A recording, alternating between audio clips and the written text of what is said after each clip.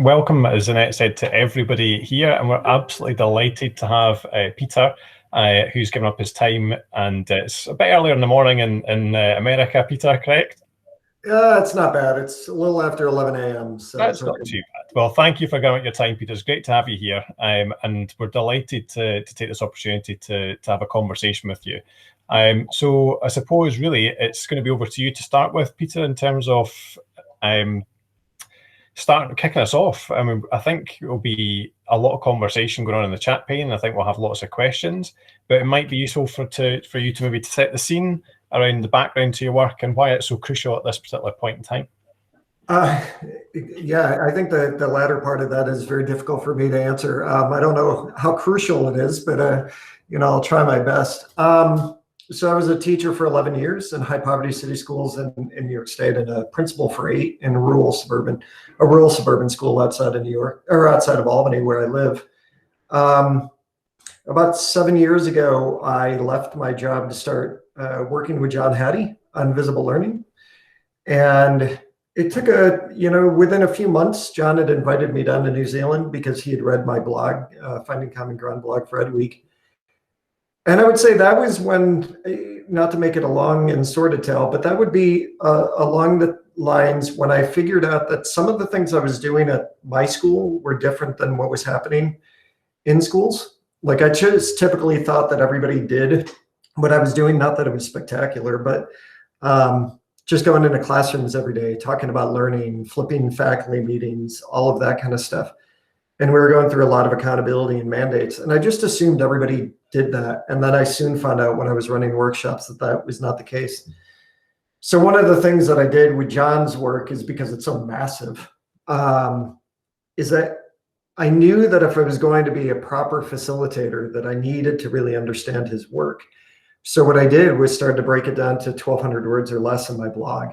And that's when John and I our relationship tightened quite a bit, because for some reason, I think I was one of the first to actually be able to take his work and break it down to such practical aspects. And then we started presenting together, and he would go over the research, and then I would go over what does this look like in a school. So then in 2016, I wrote a book called Collaborative Leadership, 6 Influences That Matter Most, which was probably, after writing a couple of books, that was definitely the one that took off for me. And it was really about taking not the top 6, because at that time, John used to rank them from 1 to 251. It was taking the 6 that I thought would be the most impactful to a school climate, because I'd done a lot of work around school climate over the years. And so I started to look at things like instructional leadership. That was one of the influences. Collective efficacy, professional learning and development, student assessment capable learners, feedback, and family engagement. Because I wanted to talk about how can we collaborate as a whole school community. And that definitely changed things for me, as far as even when I was presenting on the material months before the book came out, the rooms were full, and that was not always the case for me. So I knew that I was onto something there. But over the years, I think, David, what has been beneficial for me is that when I run a workshop, I don't go in to just teach. I go in to learn. And so wherever I am, and it obviously started out in the United States and then it spread to the UK and Australia, wherever I am, I listen to the common themes of what come up around the tables with conversations.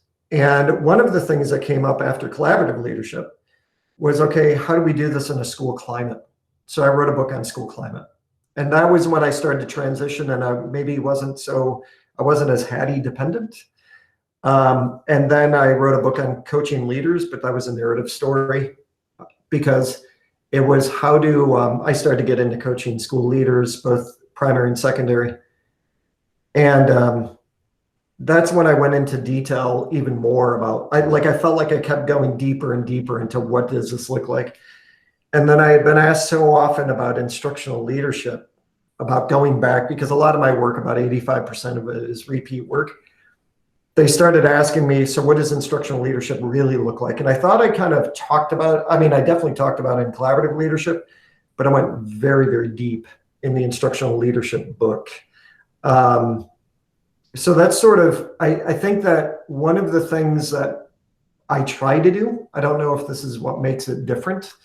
What I try to do is I get a lot of information from the people that I work with, and I get a sense of one of the things that I hear quite often, whether it's with the blog or with the books, is I've heard from leaders that say they feel like I'm inside their head. And I guess in a way I am, because of the relationships that I built. I mean, you and I have talked quite a bit. And so even reading about the context and getting an understanding of the context, and then looking at how does the research that I've been looking at fit into that specific context, it's very adaptable that way. Maybe sometimes I take for lack of a better way of saying it, take the thinking. Like, people don't have to go and dive into the research. I sort of do that for them. And maybe that's what's helpful too. Mm-hmm. So I don't know if that's what you're looking for. Yeah, no, absolutely. And, well, actually this all started, I'm going to hold up the book. I don't know if people can see, but that was the book, the Instructional Leadership, that I met you, Peter, in, I think, January, February time in Edinburgh. And it was about instructional leadership. And what I like about that book in particular is, just as you described, it's so practical, and it means that people can access that very quickly, but it's about practical steps that could be taken.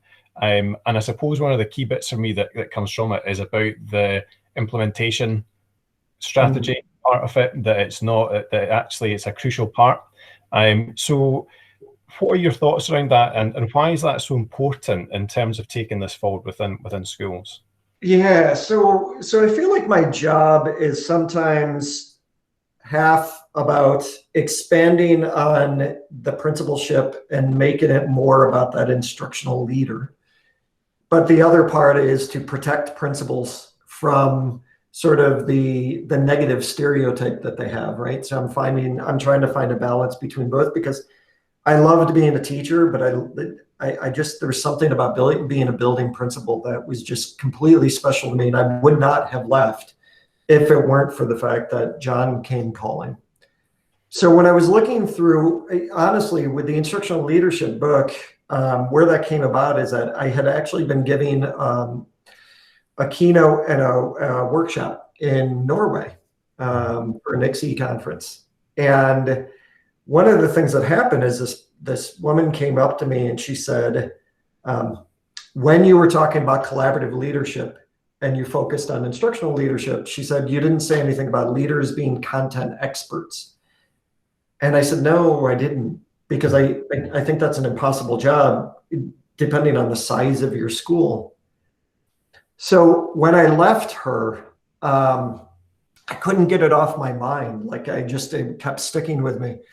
So when I went through, and I combed through 50 years of research on instructional leadership, one of the things that I did was, there was a researcher that said it's like a black box. We know it has an impact on school learning, but we're not sure the why and how. So I actually broke it down to the how. And originally, I was really just going to focus on student engagement, instructional strategies, collective efficacy, and then knowledge dimensions. So a focus for learning, because I do a lot of walkthroughs with principals. And one of the things that I noticed is that they just started doing walkthroughs. They never talked to teachers about it. They just started walking through, and they didn't almost know what to look for when they were going in. And there's a walkthrough bias that can happen. So when I was starting to put the book together, I was talking to a few people, one being John and one being Stephen Cox from Osiris. Mm-hmm. And I was going to put implementation as a part of each one. Like, my goal was, I'll talk about student engagement, I'll talk about implementation. But it became very obvious, and I wrote about this in the book, that I needed to be able to just make implementation one separate chapter, make it one of those things, because it's that big of a deal. So one of the things Hattie introduced me to was program logic models. And I had seen them before, but I don't know if it necessarily resonated with me, because they were always so complicated, and I like simplicity. Yeah. So I ended up creating my own program logic model. And there there are 5 sections. I don't like to call them 5 steps because it feels like it's going to be very American. Take these 5 steps and you're going to be a better leader. Like I don't like that at all. So I really looked at the program logic model, and I looked at, let's take a serious look into implementation and what we do. And number 1 was going to be needs. It was going to be, what do you need? Like, what is your current reality? Where's your area of improvement that you're focusing on? That's the need. The second one was really about inputs. What are the resources necessary to meet your goals? Because we need to talk about that. One of the things, major factors that comes up so often is time. Where do we find the time? So that would be an input that you would look at, or, models of successful practice, or research-based articles, or, sharing best practices, that kind of stuff. And then number 3 was activities. And because when we talk about things like walkthroughs or PLCs, or I talk a lot about flipped faculty meetings, those are activities, and they won't have much impact if you haven't really done the work behind them to talk about what they are. Like Annette introduces me and she talks about the protocols, right? If you don't do that kind of stuff, then those activities are just activities. And then the 4th step was outputs. And I often get asked, why do I have outputs and activities? Aren't they the same? And they're not. Because I feel like when, like if you're going to go on a diet, you might talk about going on a diet for, I'm going to start on Monday, and then all of a sudden a year goes by and you didn't do anything. So outputs are really taking actionable steps. It's about, I'm not just going to do walkthroughs. I'm going to start them in October or whatever. And then the last part was impact. Because I think I always have John in the back of my mind. What is the impact? Because if it's not going to be beneficial to teachers and students, then why are we doing it? So when you go across, it is the needs, your current reality. It's the inputs, the resources you need. It's the activities that you're going to do, the outputs, when are you going to be doing those activities? And then it's the impact. How is it going to have a positive impact on teachers and students? And there have been a lot of times that when I'm working with like central office leaders, district leaders, they've gone through and they've listed a ton of activities that they do. And when we get to impact, they find that they really can't tell me the impact that they have with those activities. So I ended up writing a blog about, are you activity rich and impact poor? Because it's about making sure that, we know all the work. Michael Folan talks about the implementation dip. Even when we're excited about something, there can be pushback, there can be challenge. So the program logic model is really about going through that. And then I follow up in the book with an implementation cycle, which, Jenny Donahue does a fantastic implementation cycle. So it's a lot like that. Jim Knight does one with instructional coaching. And it's a lot about looking at, you take those activities and then you start to talk about, because one of my major things that I talk about with implementation is common language and common understanding. We often have a common language, but we don't have a common understanding. Yeah. So it's about even if we're going to talk about doing walkthroughs or learning walks, then what does that mean? What does a walkthrough mean? What does a learning walk mean?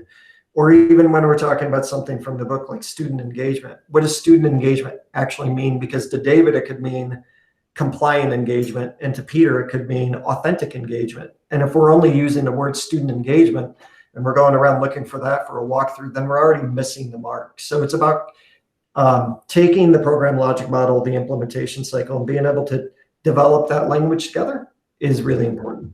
Yeah. And I suppose, Peter, just when you're talking about that, what you're describing, the assumptions that we make quite often, and things like collaboration. So collaboration to you might look different to collaboration to me. And even at this particular point in time, when school leaders and staff in school are working so hard, and schools in Scotland are back full time, trying to manage all the different aspects. So at the moment, probably, and please feel free to come into the chat pane, people, but probably operational at the moment in terms of trying to react. And I suppose the challenge at the moment is creating that time and space to have those conversations so that those activities are impactful and that we're spending time doing the right activities. What advice would you have for school leaders at this point in terms of trying to prioritize that, and how would they go about that? So there are a couple of things that I'm thinking are really important. So when I was doing the research around collaborative leadership,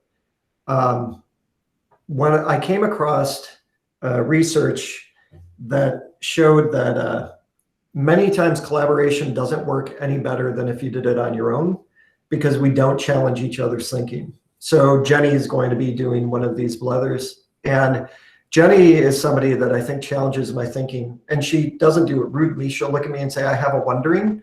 And she really does.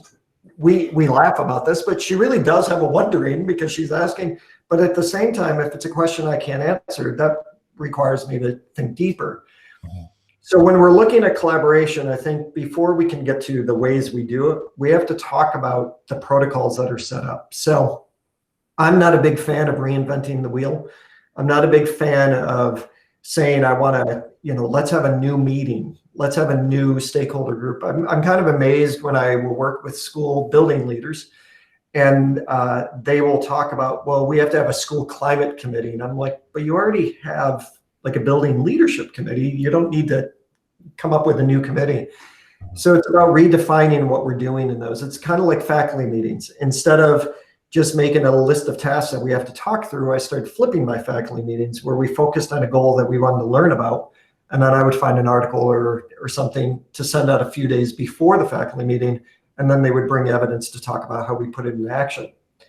So when it comes to that, what we have to look at is when it comes to collaboration, we have to make sure that everybody understands why they're there. And I know that that sounds very silly and simplistic, but that's another thing that's been a surprise for me. People will be a part of a committee, but they don't necessarily know exactly why they're there.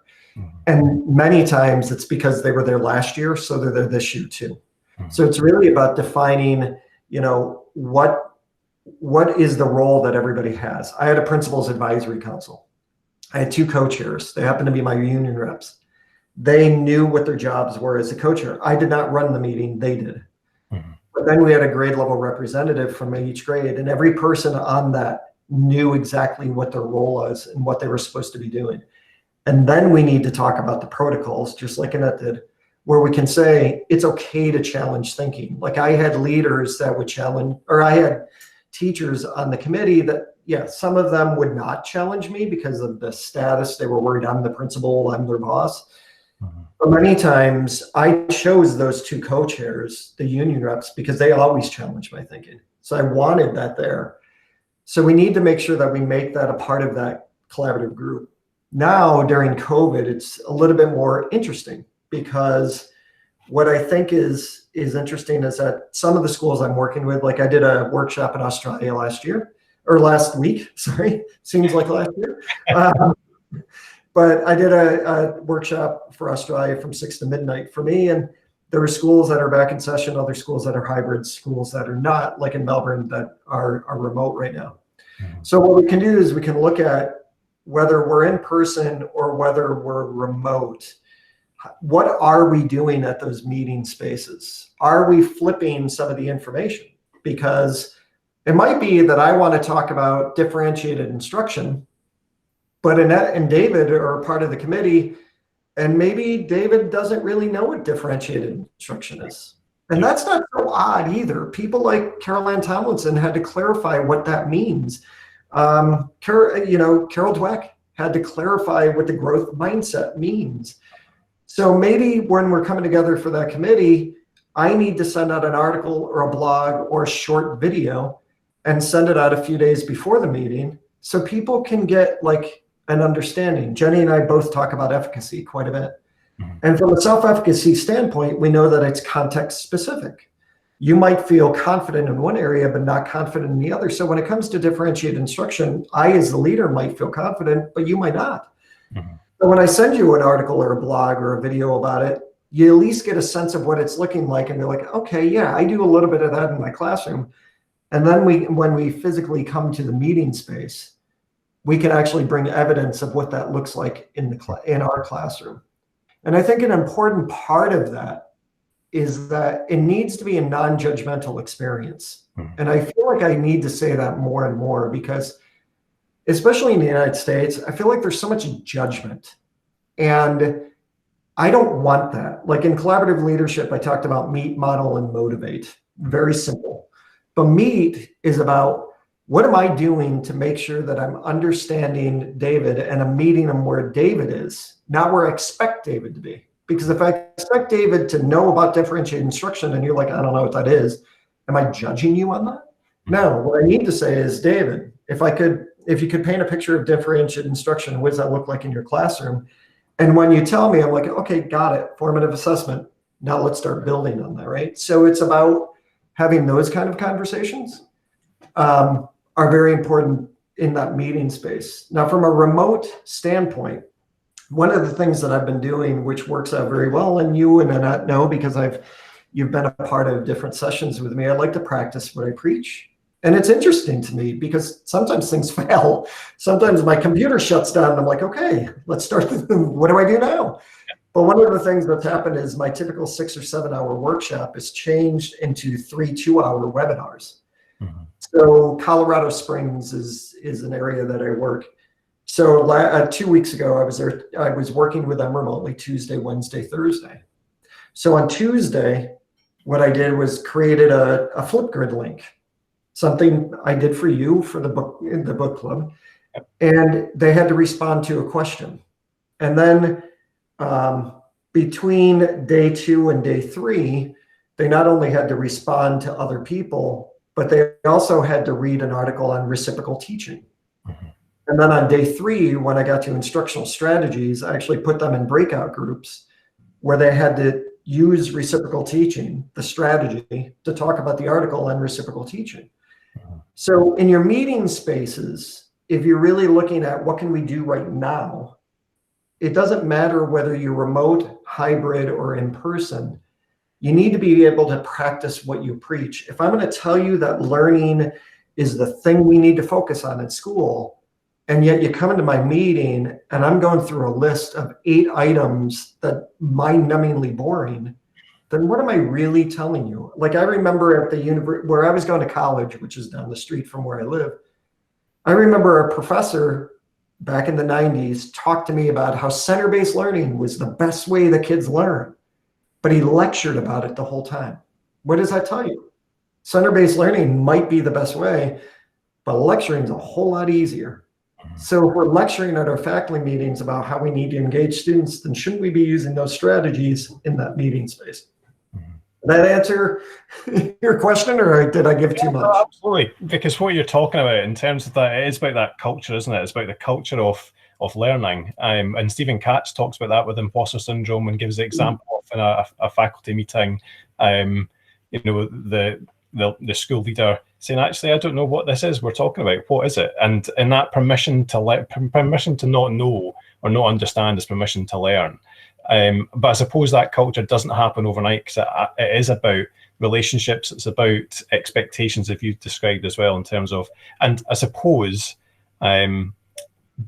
being remote sometimes makes that in some ways more difficult, potentially, because you need the relationships to be there. And you wrote about that in terms of 6 reasons why students might not be engaging in that kind of remote learning, basically about relationships and face-to-face. Yeah, David, sorry, we've got a few things in the chat coming in that might be interesting at this point. And actually, Miriam's saying the focus here in the conversation, Peter, is what sounds like humble leadership. And it really feels that it reflects that empowerment agenda in Scotland at the moment. And we've had other comments from Jonah and Yvonne about that notion of shared language, shared understanding, and shared purpose that's coming through really powerfully.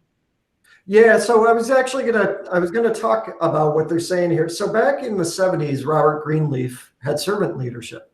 And I remember reading about that in my leadership program before I became a principal. And that really spoke to me, because to be perfectly honest with you, I was teaching a high poverty city school. I was going back to get my master's degree, and my principal had been in the school district for 50 years. I mean, and you did not mess with this man.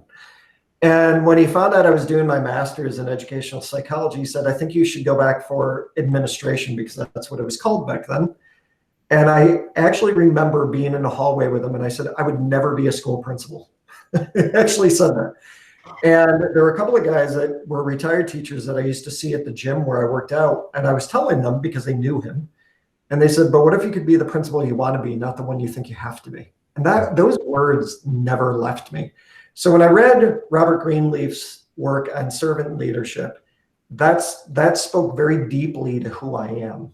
And then what happened is that I was going through getting my degree in administration, and it was 2006 that I interviewed for the principal position that I ultimately got, but I interviewed in April for a position that wouldn't officially start till July 1st. So I interviewed in front of a panel of 17 people. I had no administration experience. I was coming from teaching second grade in a high poverty city school to this rural school. And I remember at the interview, it just felt really comfortable, which was odd because there was 17 people. And I wasn't presenting back then. I wasn't, doing what I'm doing now. So to be in front of 17 people was really odd at first, but I also felt very comfortable doing it. And then, so what happened is that they ended up hiring me 5 days later, but I didn't officially start until July 1st. So the person I was taking over for was going to the central office, and she said, please feel free to come over, but I was still teaching. So I would leave my school at 3:30 and I would get there at 4 o'clock once a week. And I got to know the teachers or the kids in the after school program. And then they had this special night for me, meet the new principal. That was in like May. And then I had a personal day, so I was able to take that and be there all day. And I even studied the yearbook because in a yearbook, they have the pictures of the kids and they have the pictures of the staff. And my secretary wrote the spouses of the staff wrote their names next to it. So I really took a lot of time to study that. So by July 1st, I actually knew everybody. So when you talk about relationships, I'm a big fan of talking about being proactive and not reactive. Now, I was very fortunate because the person I was taking over for didn't feel like I was stepping on her toes. She wanted me there. But at the same time, it took an incredible amount of effort for me to go out there once a week, even though I was still teaching and have a life and all that stuff. But that paid huge dividends for me and that was I heard about that for years, after.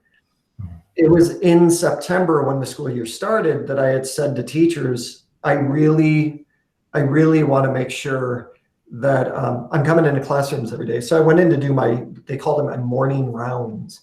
And I really just went in to say good morning to the kids and the staff because I wanted kids to feel comfortable with me. I didn't want them to fear me. Like when I was growing up, you feared the principal. I didn't want that. I wanted to be somebody they could talk to. So that was something very different for teachers. I guess they would like talk to each other after I left and be like, did Peter go into your room? It probably took 6 to 7 months because I would circle back around every day too. And it took about 6 to 7 months that when I walked into the classroom and they didn't stop what they were doing and they didn't look up and ask me if I needed anything, that's when I knew that I had them. That's when I knew that, because if every time you walk in, somebody stops and says, can I help you with something? It's like, that's not what I want. I want to be able to walk in and just be ignored. I want to be able to sit down next to kids and ask them what they're learning.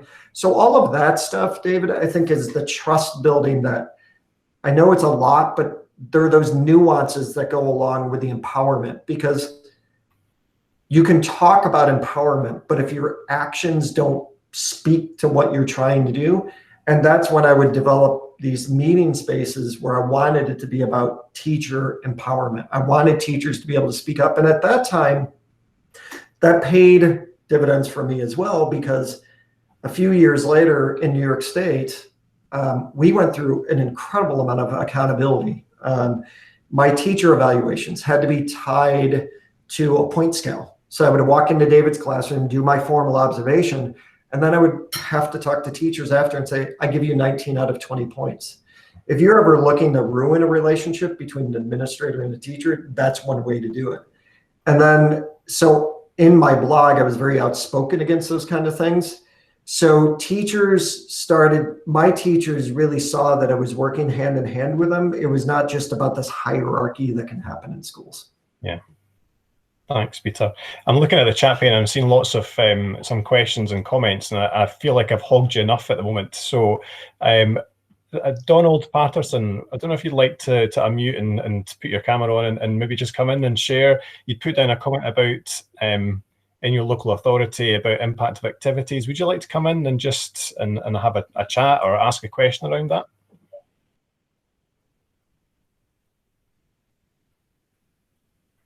Is Donald still here? Some people have been kicked out and they're trying to get back. I'll maybe come back to Donald and we'll try Donald again in a minute or two. Are there David, Peter, Donald's having Wi-Fi issues today, so he's been dropping in and out. Okay. Hopefully he'll be back. Okay. So are there any current questions that anyone would like to ask Peter? I mean, we're here, we've got a great opportunity. So is anyone would like to come in and just ask any questions at the moment? Don't be afraid. Yes, please do. That's how I got to know David and Annette. Yeah. And whilst we're waiting, Peter, I will say that Flipgrid, I'm now using that with our middle leader programs as well, which is fantastic and great. So a great. I see Donald's back. Connecting remotely. Yeah, Donald's back. Would you like to unmute and put your camera on?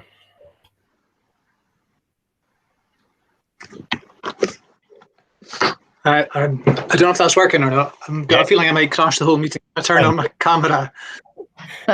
Cheers, thank you for asking me in. I'm a local authority officer, Peter, working in our education improvement team in Highland, which is a big authority with 203 schools.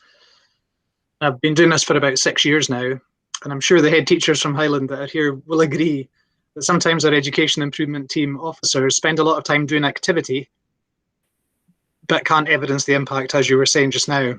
And when we discover that we can't evidence the impact, sometimes we spend time just finding new activities that we can do, rather than really engaging with our schools around what it is that we can do to facilitate improvements and outcomes for young people. So I guess we're at the beginning of I think what's going to be quite a big piece of work here in Highland around the empowerment agenda and around developing an approach to leadership that's genuinely listening to what all of the different stakeholders say around what it is that we need to do together in order to bring about improvement. So, and that focus on the leadership of learning, as we would call it here, leadership of learning, is going to be at the heart of all of that. So it's really interesting to hear your ideas about this. And I guess the question for us is, how do we make sure that we're always engaging in activities that do lead to impact rather than just busy work? I think number one is, and thank you, Donald, and I appreciate the invite too to the Highlands. I'm hoping I follow some people on Instagram who are posting pictures from the Highlands. So, and what you don't know, David and Annette know this, is that my brother actually dated somebody from Scotland. He lived in Saudi Arabia at the time. They broke up in 1999, and we're still friends with their whole entire family, and they're all from Scotland. So every time I'm there, we meet up, which is great. I definitely want to get to the Highlands.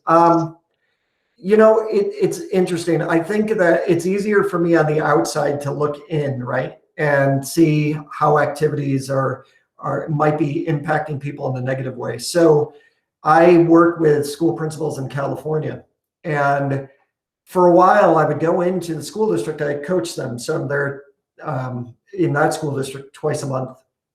And every time they talked about their district directors, their central office, it was like these were the most awful people you ever would have met. And I remember thinking, there's something here. There's an issue here, right? So they were initiative fatigue, they were implementation burnout, all that stuff. So when I talked to the district directors, I met them, there were 8 of them. And I remember going through the program logic model with them. And there was this one woman, Erin, that we went to the activity piece and they listed so many activities. Now you have to keep in mind, this is a very poor school. So they're grabbing at everything they possibly can because everybody, and I work with a publisher, so I know how this works. Sometimes there's this is going to be the thing that saves your day. And that makes me very nervous. So we went through the activities and I saw that they had a lot, but I remained non-judgmental.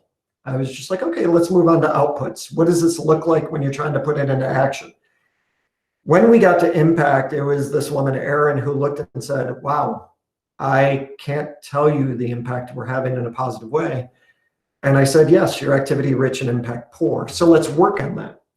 So some of it was about crossing off the activities that we don't need to do, and that's very, very difficult for people, depending on the accountability measures you're under and all that stuff. But what I'm a fan of too, I always talk about conceptual learning. I feel like sometimes when I'm working with school principals that they have this initiative and that initiative and that initiative, but they don't necessarily see how that we connect the dots. And I think one of the things that you can do as a local authority working is to help them connect the dots to understand how these might be interrelated. Because I feel like when we break it down, there are a lot of things that are interrelated. And one activity that we're doing can actually help us with a couple of those different initiatives. I think sometimes people think that they have this initiative, so different activity for each one.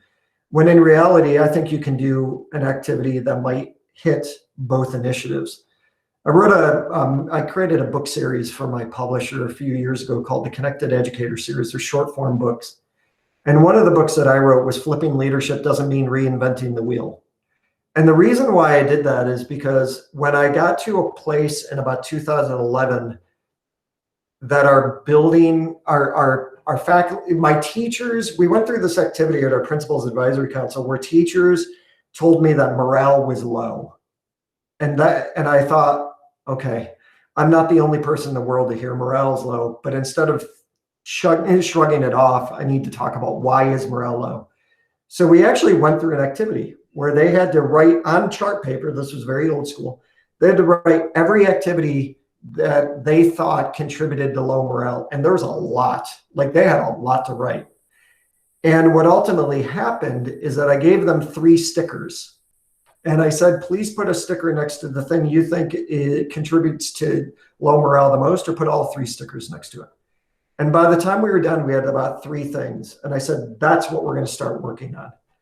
So that's a way that we actually took, we took all of those initiatives and we took all of that angst that people felt and we got it down to the top 3. And that's where we started to chip away at it and see how it was beneficial. So I see David's frozen, so he might be getting kicked out soon. Oh, can you still hear me? Hopefully I'm still here. No, have I gone? We'll just have to tell him that my answer was really brilliant and he missed out. I can hear you, David. I can see you. Great. Thank you for the question, Donald, and thanks, Peter, for that. And actually, we got, I don't know if there's any other questions coming in, but we did get some questions before the session. And one of the questions was about equity, about how do we keep a focus on equity during the COVID-19 recovery period. What would be your thoughts around that, Peter? Yeah, that's just an enormous topic, because what do we mean by equity? You know, that's one of the things, because so I did my doctoral research on how well school administrators safeguard LGBTQ students. That's a form of equity. This summer, I have a show on Education Week called A Seat at the Table. And I've been interviewing different people, and a couple of the sessions, we've only had 5, but a couple of the sessions have been on equity when it comes to, in the United States, Black students. One of the things that I'm looking at is equity as far as our Indigenous populations for, you know, in Canada with First Nation. So that's one way of looking at equity. The other is the poverty side, because I work with, a lot of the schools that I work with have high poverty, and that's actually where I taught as well. So it's about how are kids gaining access and what does that look like? That's been very difficult to do during remote learning. I'm going to be honest with you. Some of the best ideas are the ideas I certainly didn't come up with. In California, where I'm working, access to Wi-Fi was a huge issue. So they ended up working with, the county ended up working with the city bus transit, because city buses come with Wi-Fi access. And the buses would go around to different neighborhoods for 2 hours at a time so kids could connect to Wi-Fi. So I see some of those extraordinary things that are happening. I think it's also about surveying parents and kids to find out what is the best, because now a way to deal with equity is through our synchronous and asynchronous learning, right? So finding a balance between for those people who are in a remote situation right now, what does that synchronous time look like, and how much of that time is taken? Because I think when you're talking about equity too, so as you know, because you and I have talked a lot, back in March, I wrote a blog called 6 Reasons Students Aren't Showing Up Online. And that ended up getting 120,000 views in 3 days. And it's just grown over the past few months. And one of the Wi-Fi access, those are definitely issues. So that turned into a situation where I was able to actually survey students. So I have hundreds of survey results from 4 different countries. And when I asked students what the issues were, equity sometimes, David, is the fact that one teacher had a synchronous lesson where they were actually online and they were doing breakout rooms with the kids. And another teacher put up a recorded session that was 45 minutes that the kids had to watch. And the kids found that to be very boring. Equity was that teachers controlled all of the dialogue and kept kids on mute and didn't even allow them to use the chat box. Whereas other teachers utilized the chat box because they knew they couldn't get kids off mute, because we know the echo and the background noise, but they utilize the chat box and able to get kids to actually have conversation. Equity came into effect that some teachers did not offer anything extra to the kids. They uploaded an assignment to Google Classroom, and there were other teachers that not only did they do a synchronous lesson, but for 45 minutes at the end of every day, they had what they referred to as office hours, where the kids could come in to talk to them about anything that was on their mind. So equity is a huge umbrella, right? And it's about looking at what part of equity are we actually talking about. In the United States right now, I'm doing a lot around anti-racist education, because I was doing an interview with a woman named Zaretta Hammond. And one of the things that came up in the comment box was, we don't have a black problem, we have a white problem. And many times people think, well, we're 99.5% white, so we don't have to talk about, racial injustice. No, you're actually the group that needs to talk about it the most, because your kids aren't exposed to what's going on. So it's all of those pieces. And I think you have to look at what ones are the ones that are really pertinent to you right now. So I don't know if that helps answer your question. Yeah, no, I think it does, because it is about that context. It's about context, and I suppose it's where that big umbrella coverage of, as an education, we can sometimes do it off, it worked in one place, let's put it in another place, without unpicking the reasons why it was a success, or going back to the start of our conversation about those expectations that are set. So I suppose in terms of school context, it would be about exploring what does equity mean for us at this point, and particularly in terms of COVID recovery, and who knows, in terms of planning, if there has to be some kind of, there is going to be some element of remote learning for a number of people who might not be able to go back to school, or for those people who have become school refusers, or for those who are unable to come back to school at this point. So I suppose it's about identifying that and identifying what are the priorities and how you take that forward in your school context and what's going to work. I think one of the biggest things you can look at that falls under the umbrella of equity, at least from what I have picked up on every conversation I've had about it, is a deficit mindset. Too often, if there's a child living in poverty, or if there's a child of a different race, or there's an indigenous population, or all of those kind of things, it's easy to have a deficit mindset to say those kids don't learn at the same speed other kids do. One of the things that's been happening a lot, and this is what made me nervous in March, April, and May, is that I would work with a lot of schools, and it didn't matter where I was. When I was doing it remotely, they would talk about, this is a time to get through. And I'm like, no, it's not, because we don't know when this is going away. And if we're getting through it now, then we just wasted 3 months. And we're going to be back in this situation in the fall, and you're going to regret just getting through the spring. Like, I know it's hard. It's traumatic. It has been devastating. But we also have to look at the positives about what can come out of it. And we have to be able to do something. So one of the people I interviewed on the seat at the table, it was actually the first interview, was Tom Gusky, who does a lot in grading and assessment. And he said, the worst thing you can do is keep talking about that summer slide, or kids are going to come in unprepared. He said, kids are coming in, and this is like the first time in our world where lots of kids are coming in at the same level because they've all been out of school, right? Because a huge percentage of the student population around the world. So he was talking about the increase in the necessity of formative assessment.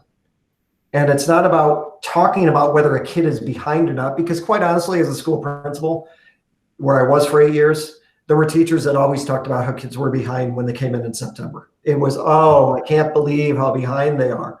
And then suddenly in June, they were the best kids in the world, right? So this is not a conversation we haven't had before. It just feels different because of COVID-19. So it's about getting an understanding of where the kids are, and that's the importance of formative assessment. But that's also the importance of not having a deficit mindset when it comes to a lot of these kids as well. So how about we call on a few people? Do you mind? I think that'd be a good idea. So Yvonne, could you unmute yourself, please?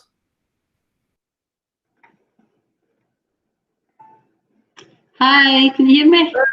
I can. I love a good Scottish accent. I know I'm the guy on the screen with the accent, but I really love a good Scottish accent. So, well, I've got a very good Scottish accent. Could you talk to me a little bit about, you said totally agree that our curriculum is rich in opportunities to double dividend. Can you talk to me a little bit more about that?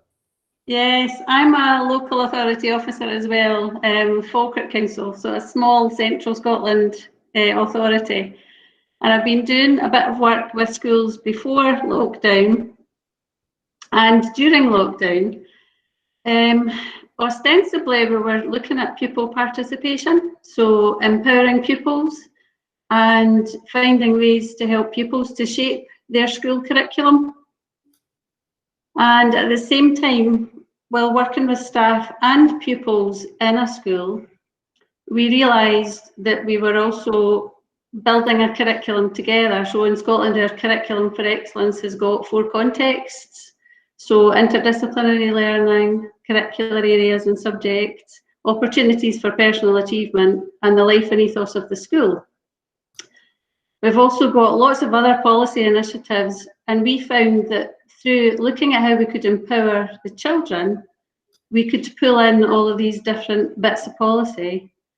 And staff responded really well to that because they felt as though they were getting a handle on all the complexity of our curriculum. And it was obviously reassuring for them to be doing more than one thing at the same time. Yeah, it's, I think that that whole experience that happened when COVID hit, one of the things that I found is that, so this is what I did. So I came home, I had met David that week. I was in London and Edinburgh with John. And I came home and I was supposed to get on a flight to Australia a few days later. And it didn't happen because that was the same time it became a pandemic and Tom Hanks and Rita Wilson tested positive. So I was like, yeah, I can't go. I was at home and I was on a Facebook page. And I had some friends that invited me to teaching during COVID and teaching during the pandemic. And I kept going back to the page because there was the angst that was coming out and everything teachers were talking about. So I started to actually pull their comments and I put it into an Excel spreadsheet. And there were 950 comments at the time. And I even weighted them based on how many likes they got and how many comments they got. What I found is that part of the experience that's so hard, Yvonne, is that so many, not only was it just what we were seeing on the news and, you know, the devastation from the deaths, but it became a case of the fact that we lost control.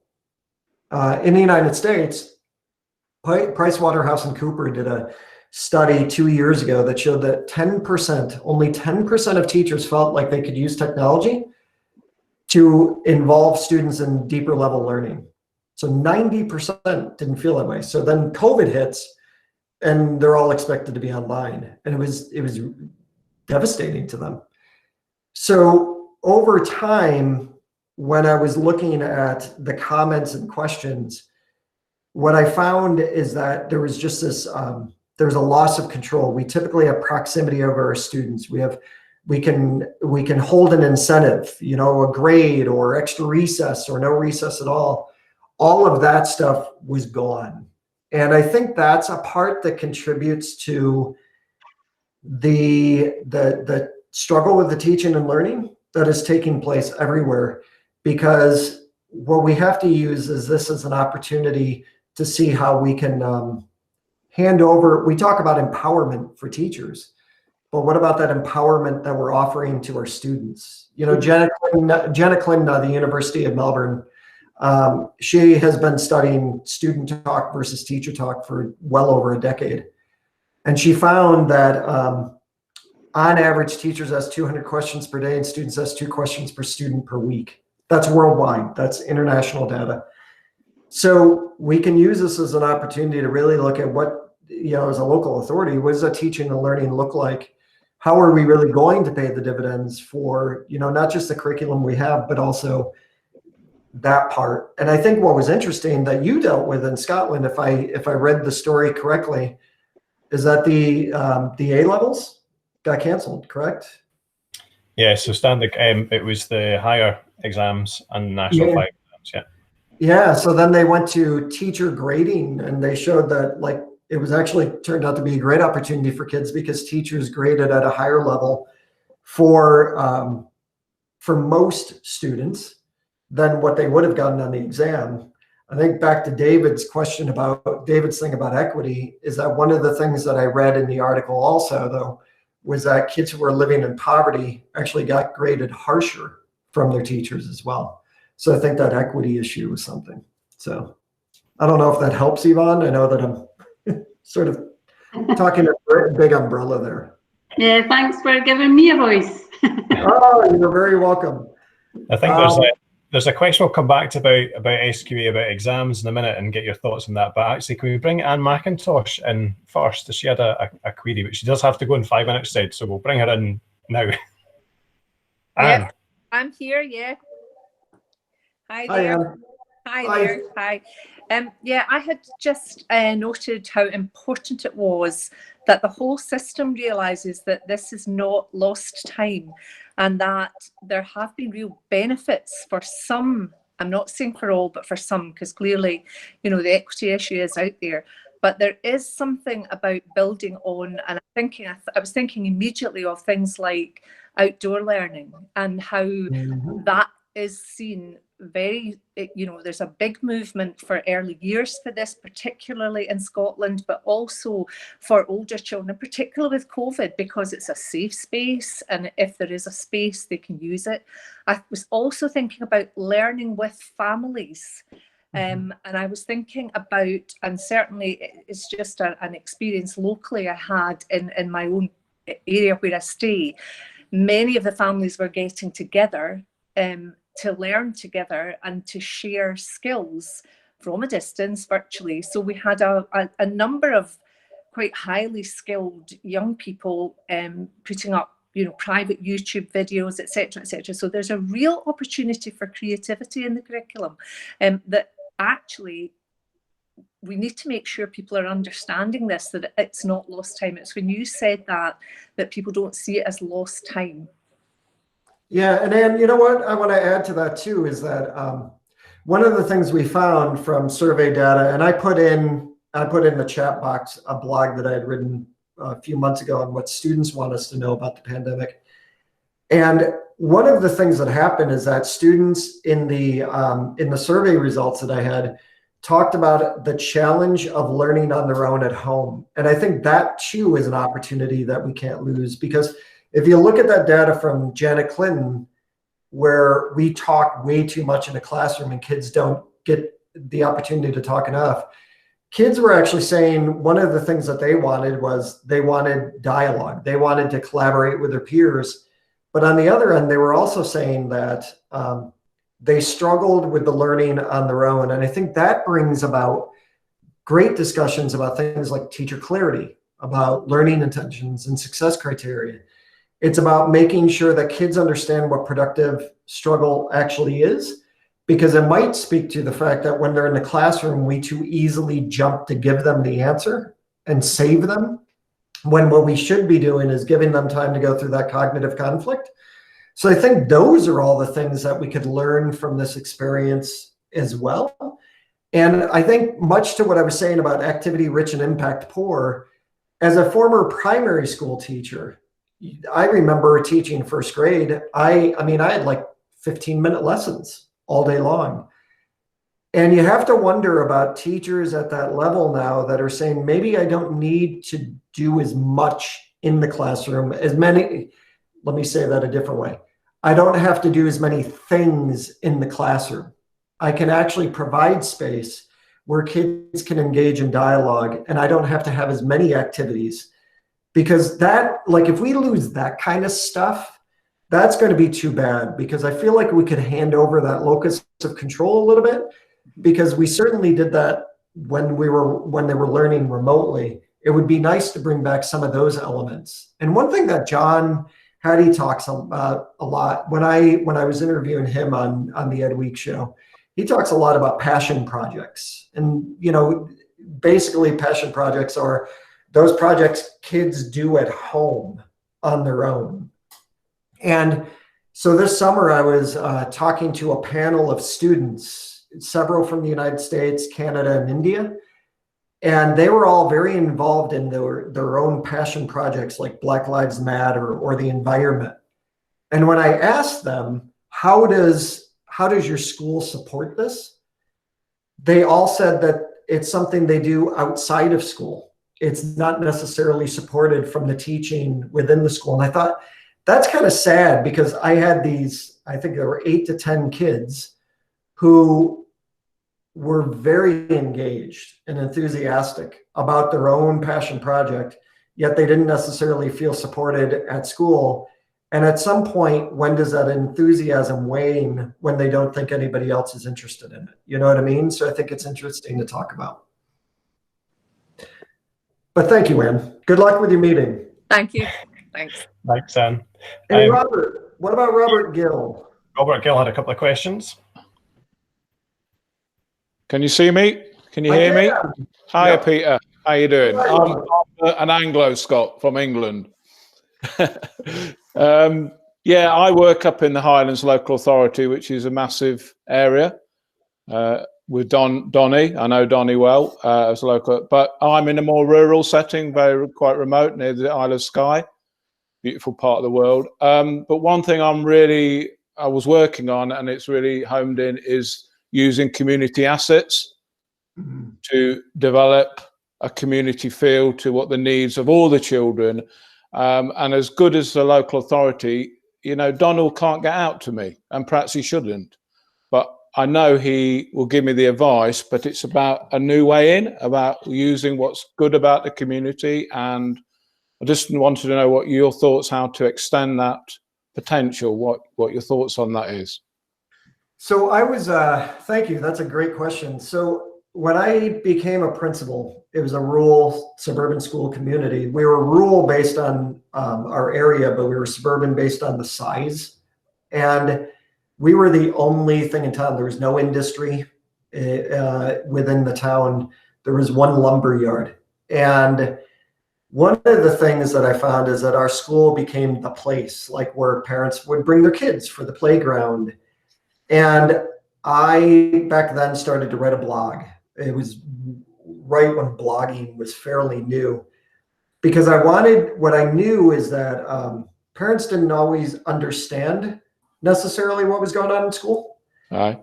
And unfortunately, the school taxes fell on the backs of the taxpayers. So there were a lot of people in the community that didn't have kids that also had an issue with school. What are they learning there, and all that kind of stuff. So for me, it became a really great opportunity to expand on what they know about what's happening in school. So we worked, because we were sort of the only game in town, we had to work with community leaders. We had to work with smaller businesses. Like, you know, when I'm saying smaller businesses, I'm talking about little general stores that are not very big. That became, we had a really good community feel because of that, because they felt like they could work with us. We felt like we could work with them. We even did community walks, as simple as that is. So one of the other things that I started doing later on is when I started flipping my faculty meetings, I actually started flipping my family communication. So whenever we had a couple of huge initiatives in New York State that I was dealing with. One was a law called the Dignity for All Students Act, and one was the Common Core State Standards, which I'm sure people heard about. And so before open house, I actually created a 5-minute video and put out an email with an explanation of what flipped learning is and all that. And I sent it out through our parent portal. So within about a half an hour, parents got it and started communicating with me. Like, they always had my email address, all that stuff. And a lot of them were saying, we can't get to school, but this is awesome. Are you going to keep doing this? And when we got to open house, it was standing room only.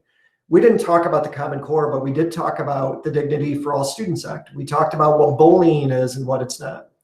My point here is that sometimes we have to take unconventional methods to bring our community in. So I'm the youngest of 5, the first to go to college. My dad died when I was in 5th grade, and my mom went back to get her GED when I was in 6th grade. And I barely graduated from high school. I graduated 4th from last in my class. So my family was sort of that typical, I had a couple of siblings. No, I had one sibling that did really well in school, and it wasn't me. But and because my mom was a cafeteria worker, and then she went back to work on a production line and stuff, I understood how she was treated every time she walked into school, because she wasn't educated, right? She quit school and went back to get her equivalency diploma. As a principal, I felt like I didn't want anybody to feel that way. So even standing on the front sidewalk when kids were coming in, parents were coming in, I wanted all the community members to understand that it wasn't like a status thing for me. Like, I wanted to lower my status and raise the status of the people around me. Those are the kind of, I guess, unconventional things we need to be able to make sure that we're doing. Because sometimes people will look at schools in this very negative context. I know, because I grew up in that family. Like, my mom was always like, keep your mouth closed, don't get into trouble. Those were my 2 rules. It wasn't, she used to use the words buckle down, which I still don't know what that means, because I didn't buckle down when I was in school. But I remember that weighed very heavily. And when I became a teacher in high poverty city schools, there were people that were coming in that just sort of, I was the image of everything they didn't like. I was a teacher. I had a degree. I grew up in a wealthy family. There's almost this reverse discrimination in a way that I realized very soon on, that I had to lower my status and raise the status of everybody coming in. So, I mean, I had many parent volunteers when I was a teacher throughout my time that I was a teacher. But the same thing when I became a principal, I used to give tours to the new kids coming through our school. And I remember the first few times I did that, we would end the tour in my office, and parents would say, I never want you to come back here. And I'm like, please don't say that. I see kids for good reasons more than I see them for bad ones. I want school to be seen as a real heart of the center of a community. And sometimes that takes those unconventional ways to draw people in. Even if it's something like, you might not have kids in school, but maybe you have grandkids in school. We had Grandparents' Day. It was all about, like, how are you doing those community events? For us, it was Veterans Day. We had a morning program 3 times a week. We invited veterans from the community to come in and speak and be a part. So all of that stuff wasn't just a let's tick it off the box. It was, let's use this as a way to engage the outside community, but also because when they leave, they talk about how great the school is, right? If I treated them like dirt when they came in, then they're going to walk away and they're going to be very negative. But if I can keep myself very open, then they were going to walk away saying, this is a great community. And I heard that a lot. But nowadays we even have stuff like Facebook. We have social media. You know, I don't always love social media, especially in the United States. There's a lot of politics going on. I don't know if you know, but we have a political issue in the United States.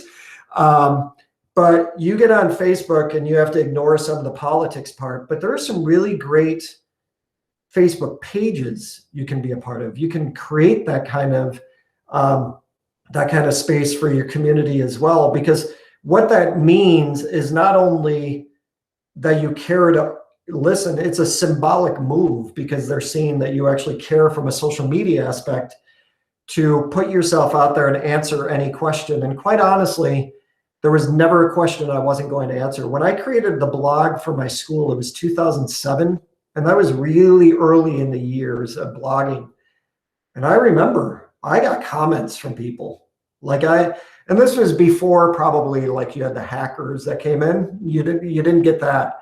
But I got some stuff from parents and from people in the community that I knew I had to be able to answer. And I always wanted to make sure I was open to answering the tough questions, because it's easy to answer the easy ones. It's the tough ones that you have to be able to take on. And that is something that I think we need to be able to do respectfully. And that creates a community sense as well. I hope that helps. Oh, you're on mute, Robert. You're on mute. Robert, I don't know if you can hear us, but you're on mute at the moment. There you go. There we go. Technology tamed. Is to enable, particularly where I am, and I don't know, and I've worked across the UK in big cities, etc. But some of our families are quite proud, and they don't. You have to go through the process of them to open up that things are difficult. Because I think they feel that others around them in these communities will see them in the way you perhaps painted them. And they're proud people, and they won't always access the support that they're clearly entitled to. And I find that it's quite a really interesting conversation that you have to have.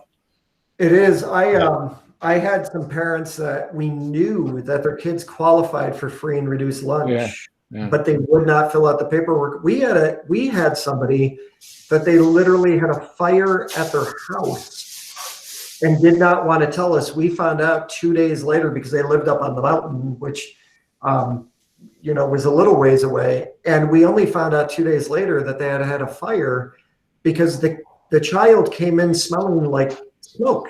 His clothes smelled like smoke, and we're like, oh my God. And we had to reach out to the mom, and she struggled at first because she was worried about being judged. She was worried about being judged. She was worried about all of those things that came along with it. And we were able to, in an anonymous way for her, bring in community resources that could help her. But you're right. I have to admit, Robert, you reminded me of that. That was one of the things that really amazed me over the years, because in the United States, we hear a lot about people that take handouts very freely, but that wasn't always my experience. There were a lot of people that actually did not do that at all. Yeah. Thank you. Of time. Thank you, Robert. Thank you for the question. I'm just going to bring in Jane Arthur. Jane, if you'd like to unmute and put your video on. Jane's put a comment about the importance of creating space and structure. I suppose it builds on that creativity. And, if we take it as a theme from creativity, about actually the creativity, how you engage with every parent and carer as well. Jane, would you like to come in? Yeah, well, with my curriculum hat on and also with my DYW hat on, developing skills for the future, we know that employers care that they're not just after certificates with exam grades on. Employers want a range of skills. They want people to be able to feel, be empathetic, be curious, creative, problem solve. They want them to be able to work with other people. There's loads of skills that our population have developed over the months prior by not being contained in we do this at this time and we do it this way. And I think we are absolutely blessed with Curriculum for Excellence in many ways, because that allows the freedom for us to create what the space that people need in order to do that.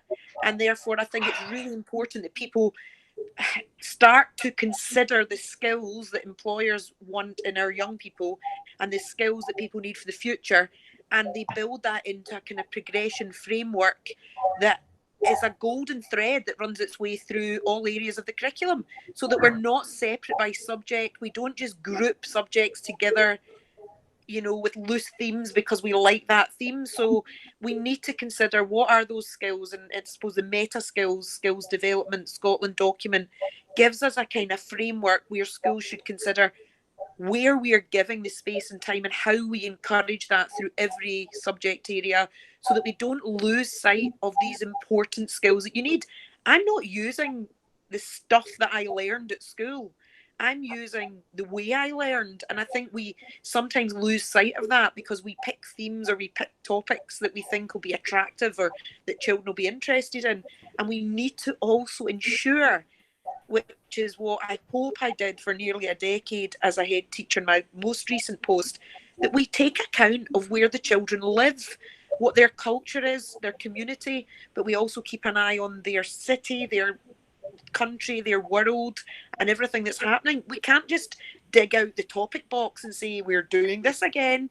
We've got to keep it fresh. We've got to ask the children what they want to learn about and what's relevant to them in their lives. There's got to be structure there. There's got to be those design principles. He gives us that. So there's my rant. I'm over. I'm done. No. You are completely speaking my language. So I write when I first got hired from Education Week to start writing the blog, social emotional learning was the topic I was supposed to focus on, and then it expanded. But out of all the topics I talk about, social emotional learning is the one I was getting pushback on the most. People saying there's no time for that in school. You know, we have to teach academics and all this stuff. Now, after March, what's interesting is that people started to say Maslow before Bloom's and those kind of things. So they started to see that social emotional learning. One thing you spoke to too, I actually asked students in the survey how often their teachers ask them what and how they want to learn. And 76% so far said never. Now, I asked teachers the same question. And there's always a discrepancy between students and teachers and principals. And every survey I've done, there's a discrepancy between what one group believes over the other. But the teachers, there was still a large percentage of teachers, like 40%, that said they never ask students what they want to learn. And one of the things that I noticed, you can see this is my hot topic too. One of the things that I noticed is that when I was on that Facebook pandemic page, it was a lot of, what tool are you using? What tool are you using? What tool are you using? And I was like, no. It was about like, and I get it. We were in pandemic teaching and learning. So it was all brand new and we're in crisis.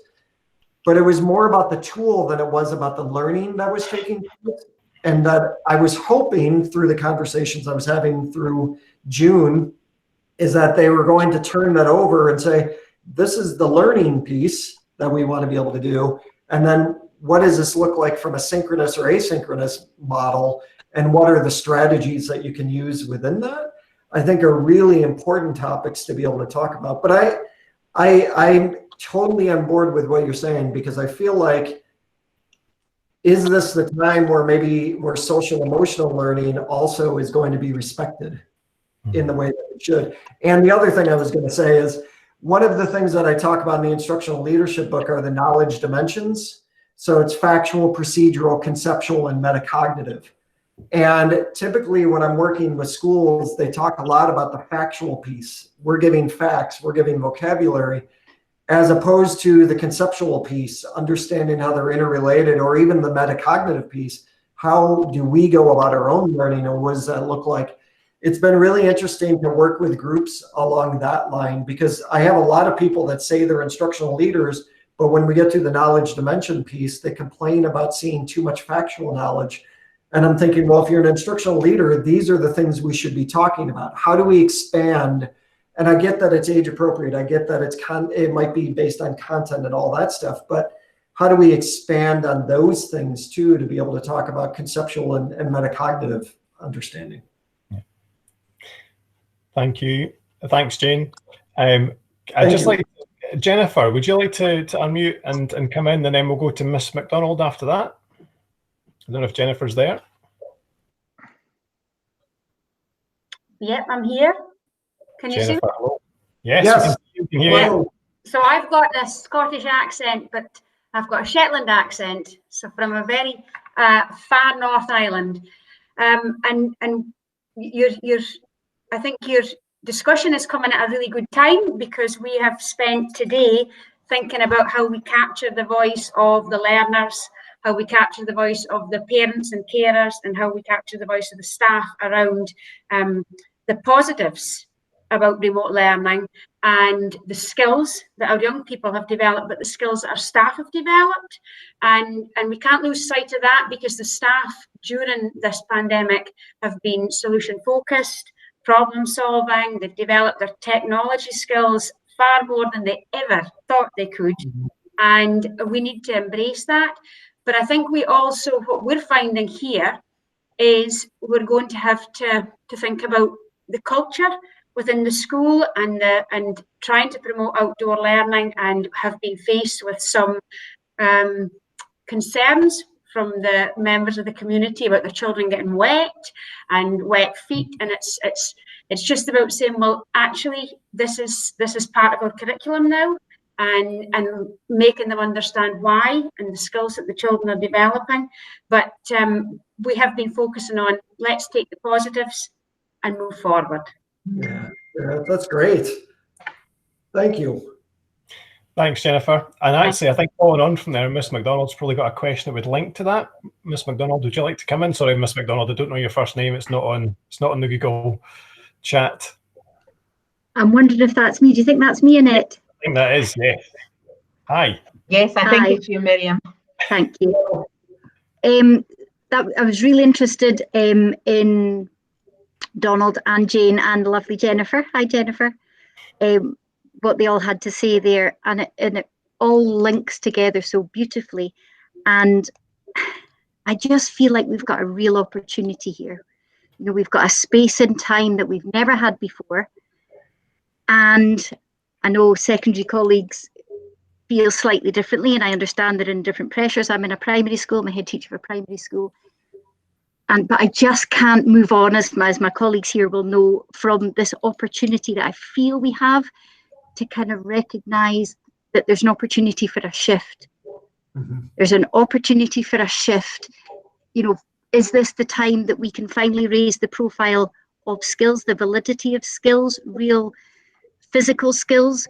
Because you couldn't get a hairdresser for love nor money. During lockdown, you know, there are real life skills that I don't have.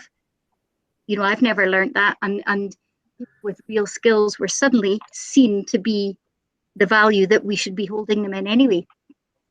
So I just wondered how that kind of skills agenda, can we start to think nationally about how we credit our young people, our learners, for those skills in equitable ways as academic, not to take away from the academic, but to build some kind of equity in there? Yeah, you know, that's an interesting question for me, because so my father, before he passed away, was an electrician. He would be rolling in his grave to see how little I can do around the house. I pay top dollar to have things done at the house. But I think it's an interesting question from a couple of different standpoints. Number one, it's about what do we value in our schools and in our society, right? So it's about making sure that, because for a longest time, I mean, Sir Ken Robinson had been talking about this, right? We like prepare so many kids to just live inside their head, and we treat them like those other skills that you're talking about are not important. And I think we have to change the language about that. But on the other side of that, how do you do it in a way where you don't seem like you're tracking kids either, where you're not saying you're meant for university, you're not? Because I'm sensitive to that because honestly, I really did graduate fourth from the last in my class from high school. And I failed out of 2 community colleges.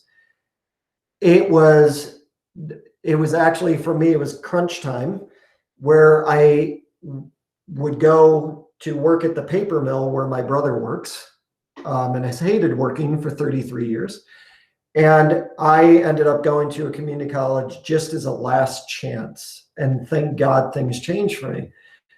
So it's about that balance with, we do have to respectfully talk about those skills which are necessary, very necessary. And as I get older, I see how necessary they are. But at the same time, we have to do it in a way where we don't seem like we're tracking kids either. Like giving them the opportunity, which one are you going to choose? And if you choose one over the other, does that mean you just made a bad choice? You know, I don't know if it's coming out articulately enough. I think that one of the things that would be interesting for me is that when you're talking about this is a really great opportunity, I guess my question would be, how do you model that with your staff? Because this is what worries me, and this is a question I honestly want to know. I worry that we're still at a place where people are going to find it too easy to go back to the way it used to be because there's comfort there. And as much as we've been out of our comfort zone for 6 months, we know that we've been teaching this way for years. So how do we make sure that we don't revert back? And that's where school leadership comes in. And it's exhausting. It's exhausting to move people forward all the time, right? Because sometimes we even want to say, oh my God, I just wanted to go back to the way it was. But so how do you model that with your staff? Am I okay to come back in, Annette, if we've got time? 1 more minute. We're just about to finish off, Miriam, so we'll let you finish up on opportunity because it's a great place to stop. Thank you. So that fits perfectly, Peter, with where we are as a school. We're not, I've been very clear, we're not rushing back to what we did before. We're going to take time. We're going to gather from the pupils, from the parents, from the staff, what's gone really well. And we're building up to this idea of making a pledge for change. You know, doing more of what went really well for different people, because different things worked for different people. And it's about learning styles, and it's about making those opportunities available. I've really taken some time to listen, I think. How was that, Annette? That was quick. Yeah, and that was unusually quick for you, Miriam, so thank you. However, I am going to, there's a comment from Stephen Harrison in the chat, and Stephen is on the Isle of Isla, and he says, Peter, why do you think you didn't do well at school? And I'm going to answer that for you, because I rather suspect that you are not a conformist and that you like to do things differently with purpose and meaning. And I'm thinking that that's part of the reason you didn't do so well at school. I think you give me far too much credit. It's actually quite the opposite. I was very much a rule follower and a conformist. That's what surprised people when I started writing the blog. But I usually say that our family didn't have low self-esteem. We had no self-esteem. Yeah. After my dad passed, my mom never remarried. It was very difficult for all of us. And I just kind of cruised from one grade to the next. And I was very lost. So actually, the research in the book that I did around student engagement meant the world to me, which was Odetella from 1972 says that kids are not engaged in school for 2 reasons. One is that they don't have an emotional connection to their school community. And number 2 is that they don't feel like they have a voice in their own learning. And I didn't have both. Like I don't blame anyone for that. I really don't. I think people probably tried, but I wasn't listening. And it wasn't until I became a long distance runner and I had 2 coaches that were just really amazing, who I still talk to this day, that I started to change things around. But it wasn't until that community college where really everything started to click for me. Yeah. Peter, thank you so much. And thank you to everybody who's contributed this afternoon. We've given up on the plenary time because the conversation was just too good to stop. And Susan Duff is asking, are we talking about opportunity more than recovery?